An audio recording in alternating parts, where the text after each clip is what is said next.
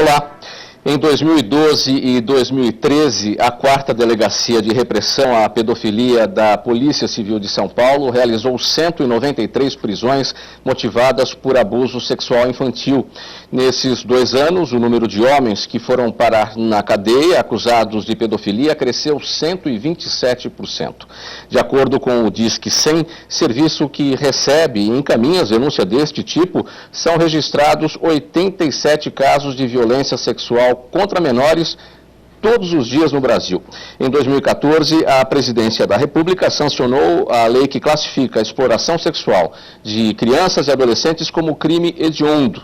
Pedofilia é o tema do programa Assembleia Debate de hoje com as nossas convidadas. A promotora de Justiça de Jacareí, doutora Renata Riviti, Cíntia Carvalho, assistente social do Instituto Herdeiros do Futuro, Lígia Civili, psicóloga também do Instituto Herdeiros do Futuro, e a deputada Beth Saão, do PT, aqui na Assembleia Legislativa, líder da minoria. Muito obrigado pela presença de todos aqui nesse programa Assembleia Debate. Doutora, esse número, esse índice, 127% de aumento no número de homens que foram parar na cadeia entre 2012 e 2013. O que significa isso? Há um aumento de casos de pedofilia ou estamos dando mais destaque para este assunto? De alguma, não aumentou o número de casos de pedofilia, não. Eu tenho bastante convicção que eu acho que esse aumento visível a olhos nus decorre primordialmente de 2 fatores. O primeiro estamos em tempos de combate internacional, fala-se muito na questão de repressão e de combate à pedofilia, tráfico de menores para fins sexuais, enfim. Não só no âmbito do Brasil, mas no âmbito mundial parece que abriu-se os olhos e está já há algum tempo na moda falar sobre isso. Concomitantemente a tudo isso, além de esse assunto ter se tornado mais corriqueiro, as pessoas têm mais acesso ao tema, estimulando eventualmente que esse tema venha à tona. Existe hoje em dia muito mais trabalho feito em escolas de orientação, de apoio. Existem casos em que crianças, durante uma palestra orientativa e educativa na escola, começaram a chorar e desesperadas, e aí, porque finalmente se deu conta, quando a professora explicava o que era pedofilia, que ela estava sofrendo aquilo que até então ela sequer sabia que era inadequado. Então, é uma soma de fatores, e somado a tudo isso, nós temos hoje também políticas públicas mais preparadas, capacitadas, ainda há um longo percurso pela frente. Aliás, a Promotoria de Justiça, eu trabalho focando, exigindo e buscando incessantemente a implementação de políticas públicas de apoio, tratamento e acolhida dessas vítimas de violência sexual, principalmente crianças e adolescentes. Mas, independentemente de ainda termos um longo caminho pela frente, o fato de hoje em dia existem inúmeros trabalhos muito bem feitos em outras cidades, em outros estados do Brasil, que fazendo esse bom trabalho, esse bom serviço, com uma boa vinculação com a família e com a criança, vem à tona casos mais do que vinham antes, porque antes isso era simplesmente escondido embaixo do tapete, digamos assim. Então, hoje esse trabalho, essas políticas públicas permitem que as vítimas tragam o problema e isso se reflete nos números. Mas esse número que foi trazido aqui é de condenação ou de registros? Porque ainda assim, no último levantamento que nós fizemos na cidade em que eu trabalho, na minha comarca, no ano passado, é um disparate assustador de denúncias feitas. Quanto dessas denúncias efetivamente viram um processo crime, porque às vezes não sai nem da seara do inquérito policial, porque arquiva ali, porque não consegue sequer provar que o fato aconteceu ou quem foi o autor. Daqueles casos relatados para a polícia, poucos viram processo criminal, e dos que viram processo criminal é uma porcentagem ainda reduzida que é efetivamente condenado criminalmente. Do que a gente extrai que o número de condenados ainda representa uma porção ínfima do número de abusos efetivamente ocorridos. Cíntia, porque esses casos acabam não chegando a uma condenação? O que é que acontece? Porque esse número é tão pequeno como destaca a doutora Renata? Bom, o pedófilo ele costuma ser próximo da família, da criança, não é alguém totalmente desconhecido dessa criança. Muitas vezes a família se sente ameaçada e retira queixa. Em outros casos não se comprova a violência sexual, então ele faz carícias na criança, mas ele não existe a penetração. Então no exame corpo de delito não é comprovada a violência. E aí ele não tem nem sequer responde o processo. E isso é muito comum. Nós atendemos cerca de 80 crianças e adolescentes do mês em Santo Amaro, a maior parte delas vítimas de violência sexual, e nenhum dos agressores foram condenados.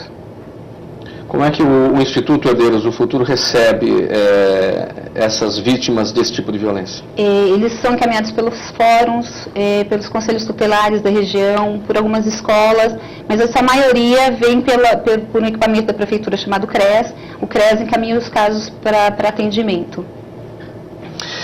Doutora Lígia, há uma diferença de conceito entre abuso sexual infantil e pedofilia? São coisas diferentes? Uhum. É uma pergunta bem importante essa sua, porque principalmente aqui no Brasil ou em diversos lugares tende-se a generalizar a pedofilia. Então, um indivíduo que tem um desejo sexual por crianças normalmente é taxado de pedófilo, independentemente de quem é esse sujeito. De acordo com o DSM, eu não sou psiquiatra, mas assim, de acordo com o Manual Diagnóstico Estatístico, que é o DSM-4, de transtornos mentais, um pedófilo, ele é um sujeito de mais de 16 anos, que tem desejos sexuais por crianças ou adolescentes de até 13 anos, por mais de 6 meses, e com uma diferença de cerca de 5 anos de idade. 5 anos a faixa etária, né? Então, por exemplo, só que eles não consideram um namoro entre adolescentes como um caso de pedofilia. E então, assim, a pedofilia, ela é um transtorno psicológico da sexualidade. Um abuso sexual de outra forma, ele pode acontecer, por exemplo, em um evento somente, em alguma situação que não foi a dessa caracterizada pelo DSM, por 6 meses seguidos, essa classificação. Então, assim, é complexo porque diversos casos de violência sexual, às vezes não necessariamente foram cometidos por esse indivíduo que é considerado pedófilo, que é considerado como um transtorno.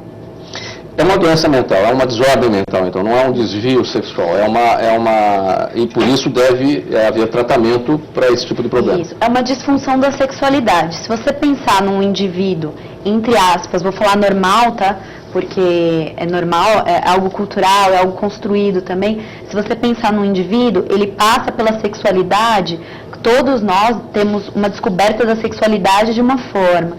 Então, assim, é como se nesse percurso dessa descoberta, algo aconteceu com esse sujeito, que ele foi para uma situação, de repente ele vivenciou a violência, foi vítima de violência também, acontece bastante, ou alguma situação aí que nesse meio caminho ele não percorreu todas essas etapas para ter uma sexualidade dita normal.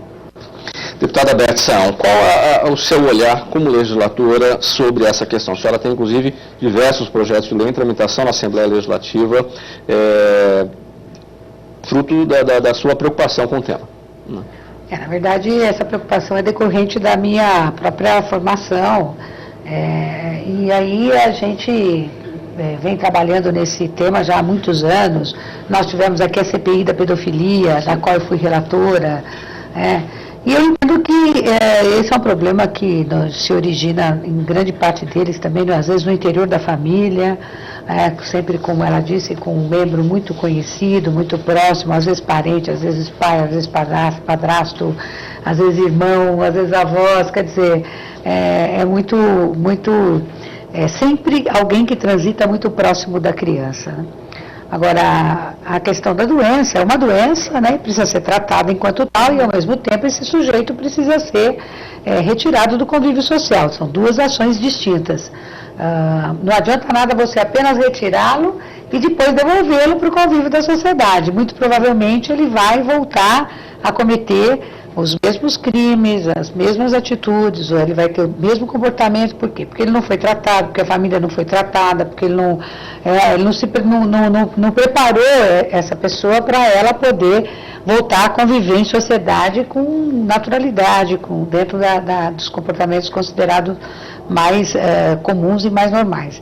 Agora, a questão das políticas públicas, eu acho que houve um pouco de avanço, mas não houve muito avanço, acho que nós precisamos muito mais.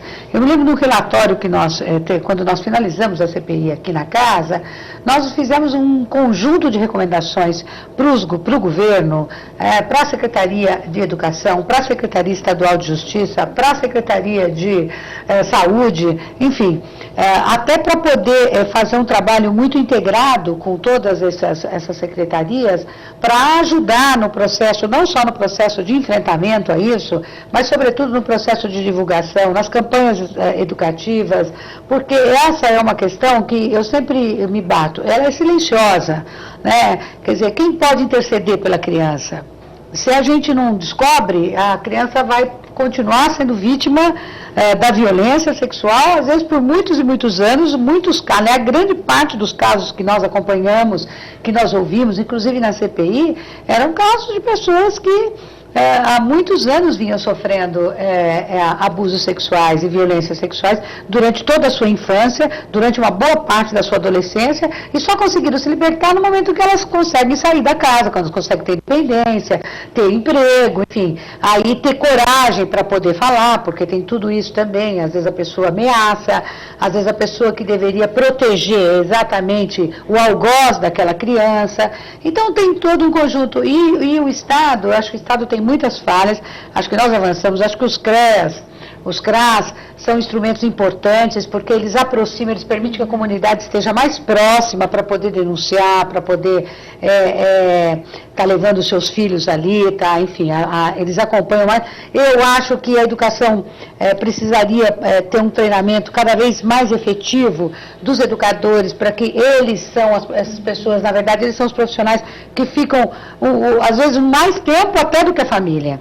Então, eles conseguem perceber uma alteração de comportamento, eles conseguem perceber uma criança, quando uma criança fica mais... uma criança que brinca, que é alegre, que às vezes de uma hora para outra ela fica retraída, ela perde a confiança, ela fica insegura, ou ela fica agressiva. Então, são atitudes que o professor que está ali o dia a dia com a criança, ele consegue observar isso, né? E ele consegue levantar, saber, escuta, o que está acontecendo com essa criança? Vamos chamar a família, vamos ver, vamos fazer uma investigação. Então, nosso papel é esse também. Eu acho que é criar estruturas cada vez mais fortes para proteger, para a criança ter um ambiente saudável onde ela possa se desenvolver. Nesse tipo de ambiente, certamente vai provocar traumas e problemas os mais diversos. Agora, tem um outro componente, só para eu introduzir aqui, que acho que recentemente, é novo para nós, que é a questão da internet, né? Que é como isso se dá na internet, os perigos que tem, e ainda a promotora está aí para me confirmar, os instrumentos que nós temos para fiscalizar isso ainda são muito aquém das necessidades para fazer esse combate, para fazer esse enfrentamento nas redes sociais. E esse combate à pedofilia que acontece no ambiente virtual é o assunto do nosso próximo bloco. Vamos para um intervalo, voltamos em seguida. Até já. De volta aqui na TV Alesp com o programa Assembleia Debate, o nosso tema hoje, pedofilia. Antes da sequência aqui do nosso assunto, vamos às ruas ver o que a população pensa a respeito desse tema. Eu procuro orientar da melhor forma possível, ser amiga, pedir para que ela me conte tudo, né? Uma das táticas que eu utilizei foi assim, se alguém tocar em você e falar que vai fazer alguma coisa com seus pais, fazendo ameaça, pode contar que ele está com medo. Então você pode falar para mim sim o que está acontecendo, porque a gente vai resolver o problema. Hoje em dia tem até livros, né, que tem como você trabalhar com a criança e saber se ela está acontecendo alguma coisa ou na escola ou na igreja, qualquer lugar, dá para você saber, né, e usar esse tipo de recurso. Informação. Né? Informação, basicamente isso. Trabalhar isso com a criança, né? A gente não vê, mas tem.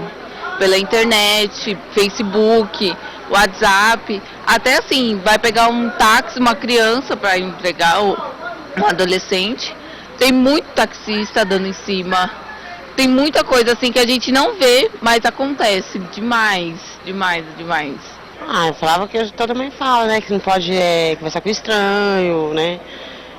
Não receber doce de estranho, essas coisas que as mães falam, né? Mas era uma preocupação. Era uma preocupação, com certeza, né? A senhora acha que a pedofilia é uma doença?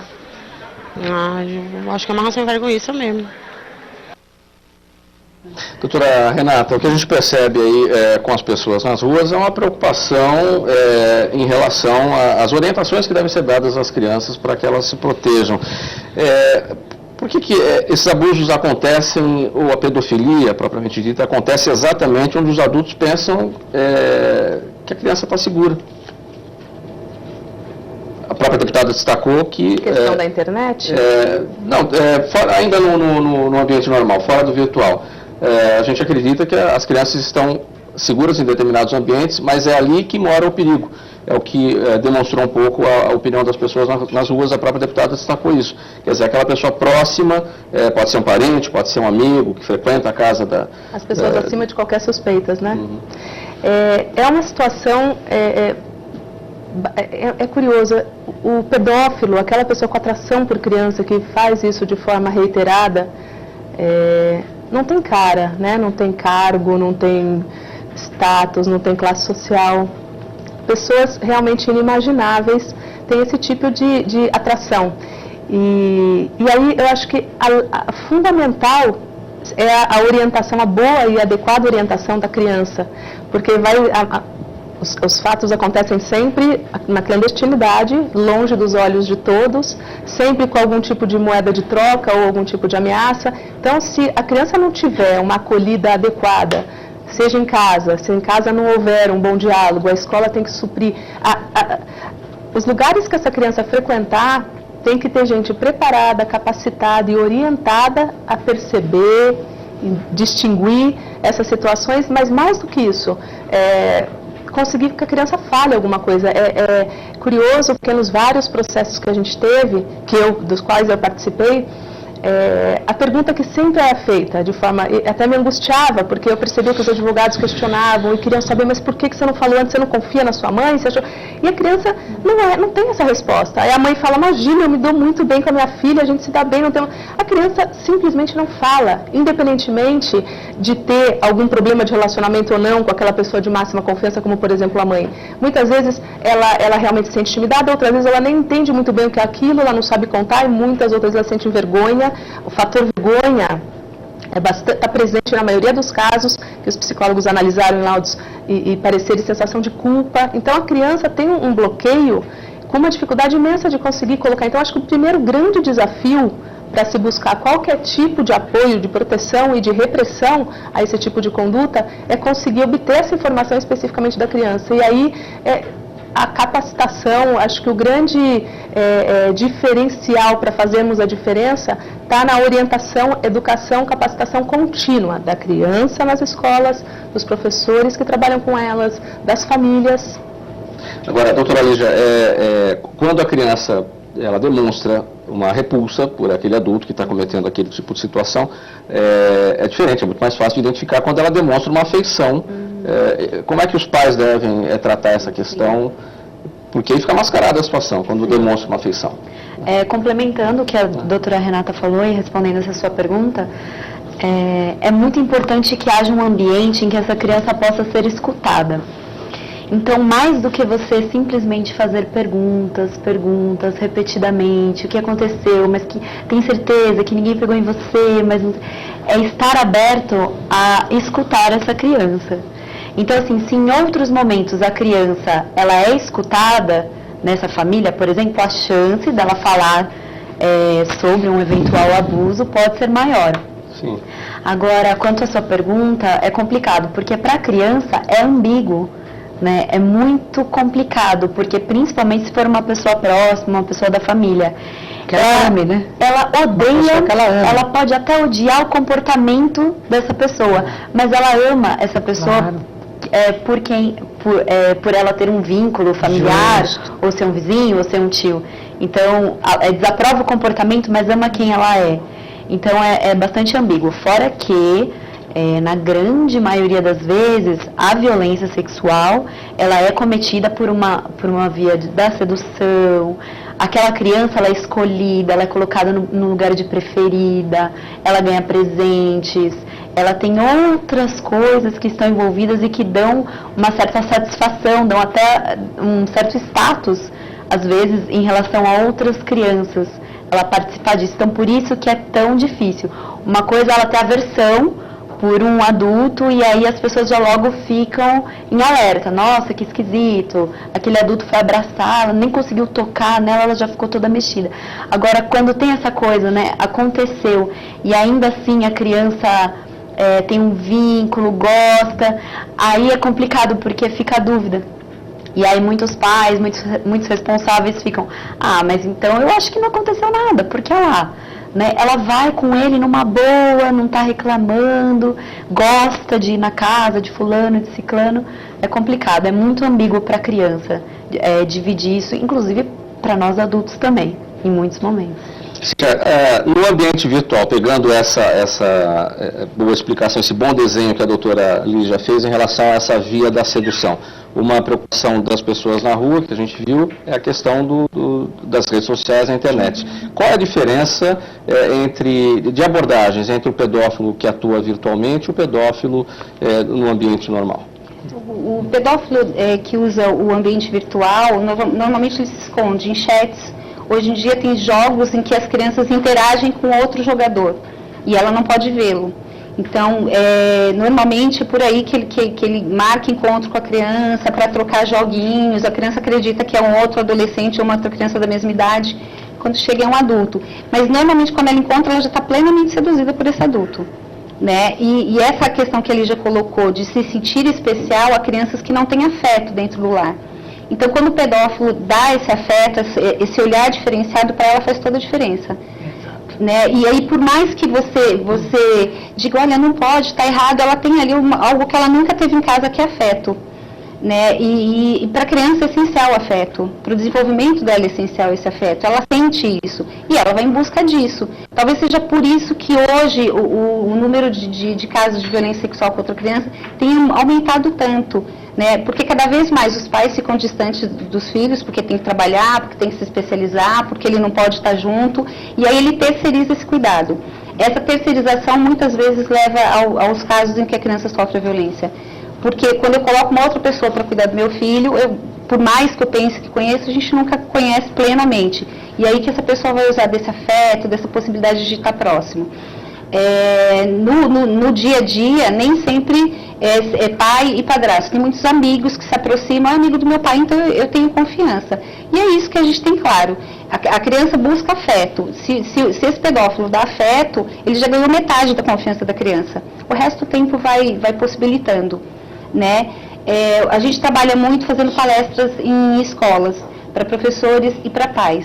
O que eu costumo frisar muito com eles observe essa criança, observe o tempo todo o comportamento dela e acredite mesmo que ela esteja mentindo, porque se ela está mentindo sobre uma situação de pedofilia, uma situação de violência sexual, é porque alguma coisa aconteceu com ela. Então, observar, porque qualquer transformação de comportamento da criança já indica que alguma coisa diferente está acontecendo, pode nem ser um caso de abuso sexual, mas alguma coisa está acontecendo e não é boa, porque senão teria uma transformação de comportamento. E acredite, porque se a criança está dizendo, alguma coisa aconteceu. Então, vai acreditar e investigar de uma maneira sutil, para que não coloque a criança numa situação constrangedora junto de alguém que ela gosta, porque normalmente ela tem afeto. Então, observa, busca saber o que está acontecendo e fique próximo dessa criança. E afeto, e dá muito afeto. A gente percebe que a maior parte das crianças que a gente atende sofre de falta de afeto. Talvez isso possibilite com que eles sejam tão facilmente seduzidos. Deputada Beth, na CPI da pedofilia aqui na Assembleia, a senhora se deparou com essa questão, quer dizer, ao mesmo tempo em que as redes sociais, a massificação da internet, ela aumentou o problema, ela também ajudou no combate, porque ela acaba revelando os criminosos, no caso da pedofilia no ambiente virtual, até porque na internet não dá para se esconder, há um pensamento que é possível isso. Revela, mas é difícil, não é tão fácil assim. Eu lembro que nós fizemos várias visitas as delegacias especializadas na época. É difícil às vezes você identificar o IP do computador, de onde está saindo. Não é tão simples assim. Acho que esse é um processo em evolução, que as próprias polícias especializadas vão ter que ser cada vez mais capacitadas para poder fazer essa investigação e apontar esses criminosos com mais celeridade, porque às vezes quando se descobre alguma rede, a coisa já está tão avançada e já tem tanto crime cometido pelo caminho que é complicado. Então, não é tão fácil assim. Agora, eu achei interessante a questão do processo de sedução mesmo, né? Que eu acho que isso é algo que vai sendo construído e acaba, portanto, fica muito difícil de você fazer esse enfrentamento. E mais do que isso, acho que mesmo quando a criança faz alguma fala nesse sentido, e que se ela estiver inventando alguma coisa, ainda que se descubra que haja uma mentira, então os pais precisam investigar uma outra questão, que é por que essa criança, às vezes tão jovenzinha, com uma idade tão tenra, acaba sendo, falando de questões que não deveriam ser ditas em tese nessa idade. Então é preciso investigar também por que ela está com uma coisa tão despertada assim, precocemente, sobre a sua própria sexualidade, ou sobre assuntos que ela não deveria estar comentando. Né? Então, acho que isso é importante de investigar. Agora, é claro, a vida moderna acaba colocando uma série de obstáculos, de dificuldades, os pais ficam fora o dia todo. Por isso que a presença, por isso que eu sempre defendo que uma das medidas, das iniciativas, na minha opinião, mais adequadas é você deixar a criança o dia inteiro na escola, né? Porque o dia inteiro na escola, a escola é um ambiente onde ela tem que estar protegida. Na escola não pode acontecer nada, porque se acontecer na escola, pelo amor de Deus, então não dá. Então, o dia inteiro na escola, por quê? Porque às vezes ela vai, o grande problema que a gente tem observado é que ela fica meio período na escola e meio período em casa. Esse meio período que ela fica em casa, às vezes ela fica muito suscetível a esse tipo de pressão. Né? Seja de um vizinho que a mãe confia para cuidar, dá uma olhadinha na minha filha, dá uma olhadinha no meu filho. Os pais ficam fora, hoje as pessoas trabalham, porque a vida se tornou tudo mais difícil, mais competitivo, então vai todo mundo para o mercado de trabalho, né? Então eu acho que na escola é o ideal, esse é o primeiro ponto, que eu acho que nós tínhamos que partir, ou seja, a educação tem que ser integral. A educação tem que ser integral. E nós precisamos ter cada vez mais a consciência de termos um trabalho transversalizado, que a gente chama hoje, né? Com profissionais de todas as áreas, de todos os da educação, junto com a assistência social, junto com a psicologia, junto com a justiça. Agora mesmo, nós estamos aqui. Então, tem um projeto super pertinente a esse tema que nós estamos tratando aqui, que trata-se da contratação de psicólogos e assistentes sociais para a área da justiça. Está faltando psicólogos e assistentes sociais, principalmente na vara da infância e na vara da família, que são exatamente aquelas que lidam com este problema. E o que acontece? Hoje, a Justiça, ontem eu me reuni com o presidente do Tribunal de Justiça, tem que solicitar das prefeituras, para as prefeituras liberarem algum profissional para ajudá-los no laudo, para ajudá-los no processo de acompanhamento, eventualmente, de crianças que sofrem abusos, que sofrem violências, etc. Então, a gente precisa também lembrar que nós temos que prover os órgãos públicos daquilo que é necessário, né? Porque senão... É muito relevante essa colocação, porque naquele primeiro bloco eu ainda estava pensando nisso e acabei não tendo a oportunidade de falar, mas a questão do efetivo apoio, da efetiva proteção para a criança está primordialmente, essencialmente nas mãos ou a cargo de equipes técnicas, com olhares multidisciplinares. Então, qualquer trabalho que possamos sonhar em fazer pela polícia, pela justiça, no fórum, passa por laudos psicológicos e psicossociais fundamentados e de boa qualidade. Então, a nossa grande angústia, e essa é a minha angústia na comarca em que eu trabalho e do Ministério Público como um todo, é trabalhar essa rede de proteção da infância formada por psicólogos, assistentes sociais, do CRAS, do CRES, do juízo, os conselheiros tutelares, as equipes dos abrigos, as entidades de acolhimento. É toda uma grande família, uma grande rede de proteção que se reúne, debate o caso, e o nosso desafio é, antes que toda aquela história já esteja contaminada, que a criança a rua inteira já tenha falado, a mãe já tenha feito a pergunta 800 vezes, já colocaram palavras na boca da criança, é aquela rápida intervenção com aquela escuta para aquele momento da revelação, ainda numa fase sem contaminação, para que a verdade, seja uma verdade, seja mentira, mas que, enfim, o fato efetivamente apareça como aconteceu, e de alguma forma documentar e reservar isso. Porque a partir daí, desculpa, só finalizando, a partir daí a gente vai fazer um trabalho terapêutico com essa criança, e o fórum, o trabalho processual ainda pode demorar 1 ano, 2 anos. A criança dali a 1 ou 2 anos já vai estar, se Deus quiser, recuperada, terapeuticamente curada. Não tem a menor condição da gente agora voltar e querer ouvi-la 2 anos depois, seja porque iremos revitimizá-la, seja porque iremos eventualmente colher uma prova já corrompida. Exatamente. E aí a importância daquela primeira escuta, de se guardar essa documentação de forma adequada e se fazer esse registro psicossocial. Então, para todas as fases subsequentes em prol da criança. Eu acho que essa questão começa com, por exemplo, essa que você levantou, da revitimização da criança. No Rio Grande do Sul, a criança, a justiça tem algumas decisões onde as crianças vitimizadas, elas não são ouvidas em várias instâncias, porque senão o assistente social escuta, a criança se traumatiza de novo, porque ela tem que, aí vai, o psicólogo escuta, aí o promotor escuta, aí o juiz escuta, aí a família escuta. Aí, espera um pouco, nós estamos lidando com criança, nós não estamos lidando com adulto que já está, vamos dizer assim, descolado, né? A criança, então nós temos que ter todos os cuidados do mundo. Por isso mesmo que nós precisamos ter profissionais capacitados e competentes para lidar com isso. O trabalho que as meninas fazem aqui no Instituto deveria ser um trabalho que a gente estivesse oferecendo em todos os cantos da cidade e em todos os cantos do país.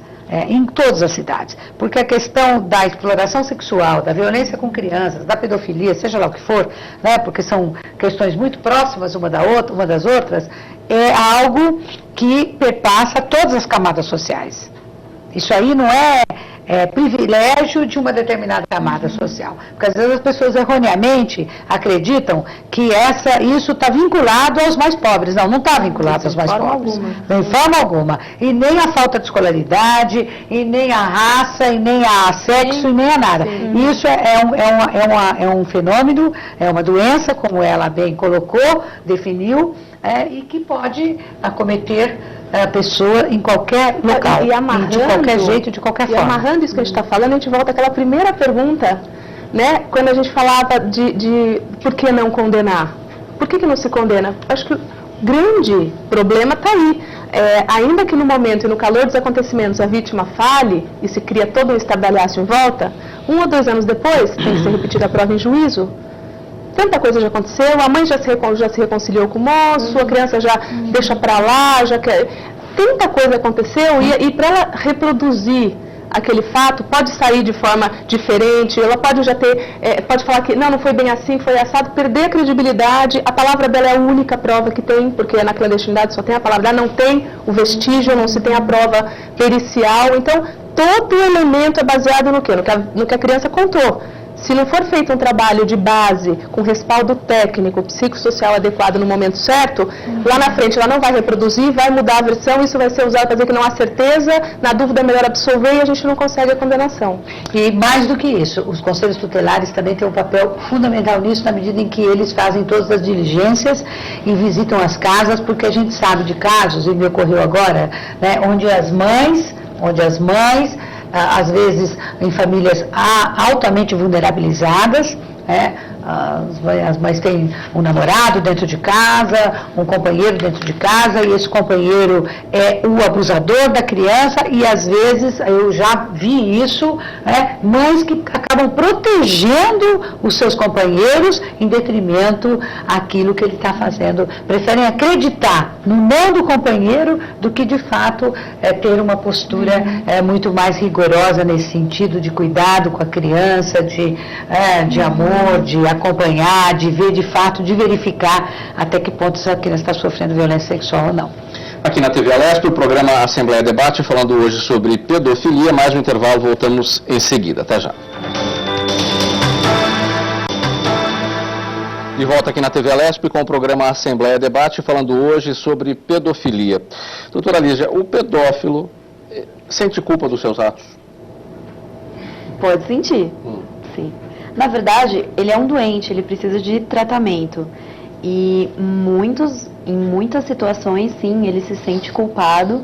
Há locais em que são feitos grupos, são raros esses locais no Brasil em que há tratamento da pedofilia de fato. Em São Paulo, o conhecimento que eu tenho é de locais gratuitos no Hospital das Clínicas e na Faculdade de Medicina do ABC, acredito. Já li relatos sobre esses grupos, e nesses grupos eles falam de culpa, de vergonha, de todos os sentimentos que qualquer pessoa pode ter em relação, não só à violência sexual, mas em relação a outros eventos da vida. Em que momento o pedófilo percebe que ele precisa de ajuda profissional? Aí vai depender muito de caso para caso. Se ele tivesse uma abertura maior, se as pessoas conseguissem um olhar mais humanizado para esse pedófilo, provavelmente ele iria, antes de cometer algum ato propriamente dito, porque muitas vezes eles ficam... O olhar não é humanizado, o olhar é caso de polícia, não é caso de tratamento. Exatamente.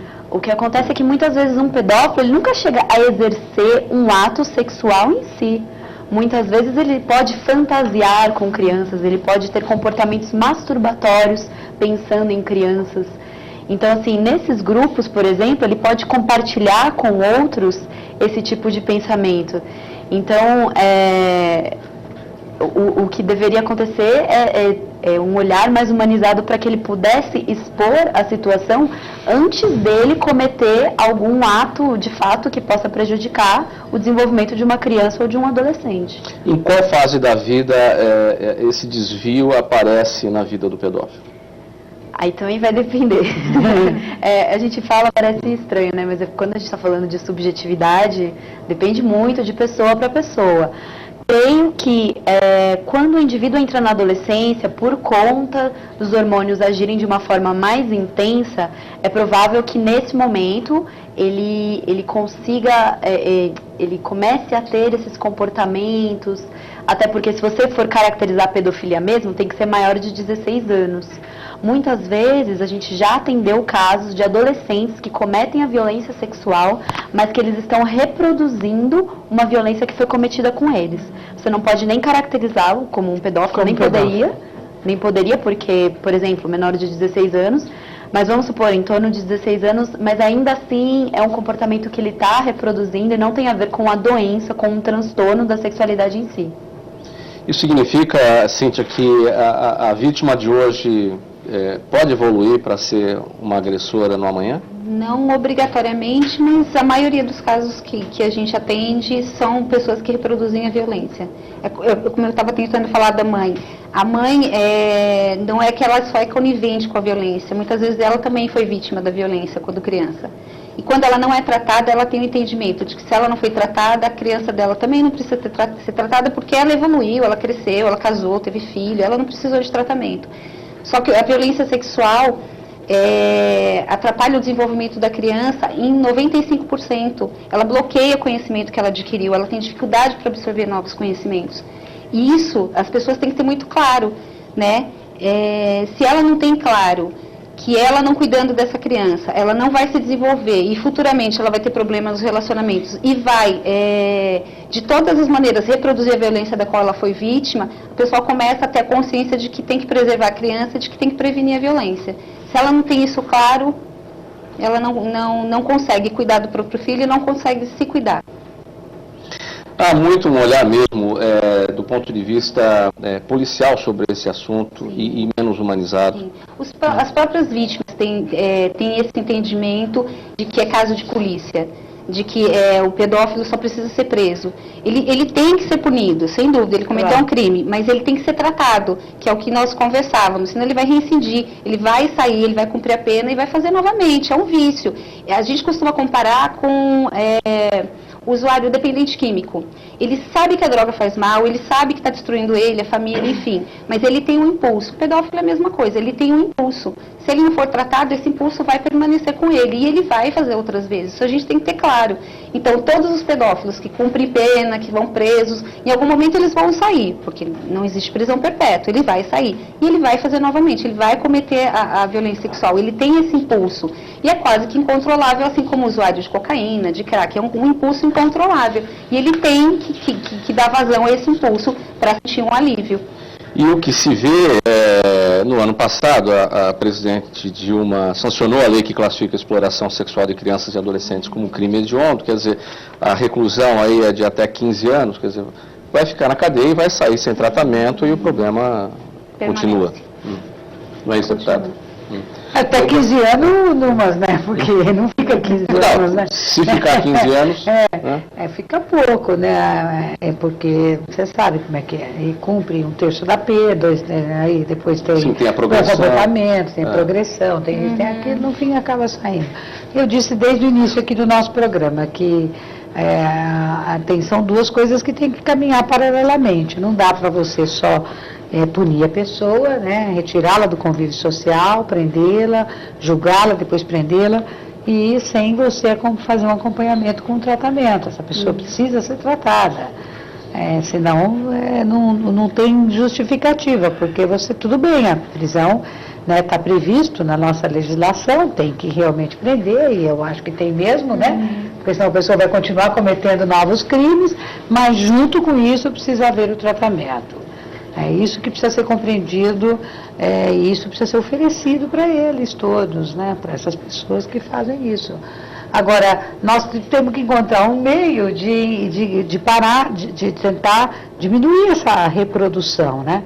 Porque na medida em que a pessoa foi vítima e ela acaba também reproduzindo esses comportamentos, na medida que ela fica se tornando adulta, e aí faz com outra criança, essa criança vai crescer, depois a tendência nem sempre, né? Mas estatisticamente, inclusive, eu não sei qual o percentual que a gente tem de crianças que são vitimizadas e que depois na fase adulta se tornam réus nisso aí, né? Não sei como é que... É um percentual alto relativamente, né, Cíntia? Mas é possível, nós trabalhamos com a quebra do ciclo da violência. Mas então, veja bem... Quando ele compreende que ele está dentro de um ciclo, já facilita para que ele saia disso. Mas e quando são mulheres, por exemplo, né? Porque a pedofilia, grande parte se dá mais com homens, né? São homens Agora, quando são as mulheres as vítimas? Existe, né? A pedófila. Existe a pedófila, mas numa proporcionalidade muito menor do que do homem, né? Não é? Bem menor. Bem menor do que do homem. Então, quer dizer, com a mulher, as chances de você interromper esse ciclo é maior, né? Deputado, aproveitar que a senhora está com a palavra, o tempo do programa já está se esgotando, a sua conclusão sobre o nosso tema, até 1 minuto, por favor. Eu achei importante, acho que a gente precisa debater, acho que a sociedade não pode, eu sempre tenho dito isso, não pode jogar esse problema para baixo do tapete, precisa falar, precisa divulgar, os meios de comunicação nesse sentido são importantíssimos, eu acho que as pessoas precisam, você viu ali a hora que vocês foram entrevistar as pessoas na rua, tem pessoas que têm uma compreensão maior, tem pessoas que não têm uma compreensão tão grande assim. Acho que basta falar com a criança assim, não pega doce de ninguém, que isso vai resolver. E não é bem assim. Os pais precisam estar mais preparados, a escola precisa estar mais, os educadores precisam estar mais capacitados para poder ter um olhar mais específico sobre isso, ver se a criança aparece com algum tipo de, não só do ponto de vista comportamental, mas do ponto de vista físico também, né? Às vezes a criança pode apresentar algum hematoma, algum machucado. Então, aqui nós temos em São Paulo o Hospital Pérola Baiton, que é um hospital especializado em atender crianças vítimas vítimas da violência, e a gente tem tido a oportunidade de fazer vários debates com profissionais especializados naquele hospital, e o que a gente vê é de doer o coração, de chocar o coração de todos nós. Né? Só que a gente não pode só se sentir chocado, a gente tem que, infelizmente a gente experimenta esse sentimento, mas a gente também tem que devolver em um conjunto de ações e de políticas públicas capazes de poder melhorar esse estado de coisa, ou pelo menos minimizar. O ideal seríamos eliminar essas práticas da nossa sociedade, mas a gente sabe que isso é difícil, é uma utopia, isso acontece no Brasil, acontece em outros lugares do mundo. O que nós temos que fazer é ter medidas capazes de pelo menos aliviar o sofrimento das crianças que são vítimas dessa prática criminosa. Cíntia, sua conclusão, por favor. Bom, quero agradecer a oportunidade de estar aqui falando um pouco sobre esse tema. É muito importante, eu acho que por mais que a gente fale, ainda vai sobrar assunto e vai faltar falar de alguma coisa, sempre. E eu quero só deixar um recado para os pais de crianças e adolescentes. Observem, fiquem atentos e ouçam tudo que eles dizem. Muitas vezes a criança está te contando o tempo todo que está acontecendo alguma coisa e a gente não está atento e não consegue compreender para poder ajudar essa criança. É isso, porque senão, se a gente se fala hoje tanto no futuro do Brasil, fazemos manifestações, temos essa possibilidade, mas eu fico pensando que se nós não conseguirmos cuidar dessas crianças, quem vai se manifestar e por quê no futuro, né? Porque são crianças profundamente comprometidas, não só no seu desenvolvimento, mas no seu afeto, que não vão ter possibilidades de formar famílias, de estar dentro da universidade, se tornar pesquisadores, cientistas. Nós vamos só perder, se a gente manter essas crianças dentro dessa violência, nós vamos só perder pessoas que podem ser super produtivas para o nosso país mais adiante. Hoje vão se tornar vítimas e vão ser vítimas para sempre. Hoje nós temos pais que foram vítimas e que continuam sendo vítimas e que permitem que seus filhos sejam vitimizados. Então, muita atenção, só isso. Doutora Lígia, até um minuto, por favor, sua conclusão. Bom, também considero esse tema muito importante. Acredito que hoje a gente bateu numa tecla muito forte, que seria não só a punição, mas também o tratamento, o quanto isso é importante. Então, assim, o quanto é importante desmistificar a questão da pedofilia, das pessoas poderem... Eu sei que é um tema muito polêmico, choca, como você falou, né, da questão do pérola baito, se você pensar nas vítimas, é complicado, porque deixa todo mundo numa situação de uma impotência muito grande, mas desmistificar quem é esse pedófilo, tentar entender que não é uma safadeza, né, como se vê, como se falou também, isso, que é uma pessoa que precisa de tratamento, punição, sim, mas tratamento principalmente, e muitas vezes esse tratamento não é só psicológico, ele é psiquiátrico também, e não pode ser uma coisa isolada da outra, você não pode dopar um indivíduo, mas ele precisa, por exemplo, de uma terapia para ele ter uma crítica diante dos comportamentos que ele tem e do uso de medicação, muitas vezes, para agir, né, nesse organismo dele, nessa disfunção. Então, assim, é um tema muito importante, a gente tem que desmistificar e também humanizar esse sujeito. Muito bem. Doutora Renata, bem rapidamente, o tempo já nosso. Queria também apenas agradecer a oportunidade e dizer que, diferentemente do que a maioria das pessoas pensa de promotor de justiça simplesmente criminal, condenando, acusando o que acontece no caso dos que forem acusados de crime sexual, o Ministério Público também está atento na parte de proteção à criança e implementação de políticas públicas. Então a gente torce aí para uma grande parceria da sociedade. Muito obrigada e excelente pauta para a conversa de hoje. Eu agradeço a presença de todas aqui nesse programa Assembleia Debate, aqui na TV Alesp. Falamos hoje sobre pedofilia. Obrigado a você que nos acompanhou. Tchau, até o próximo tema.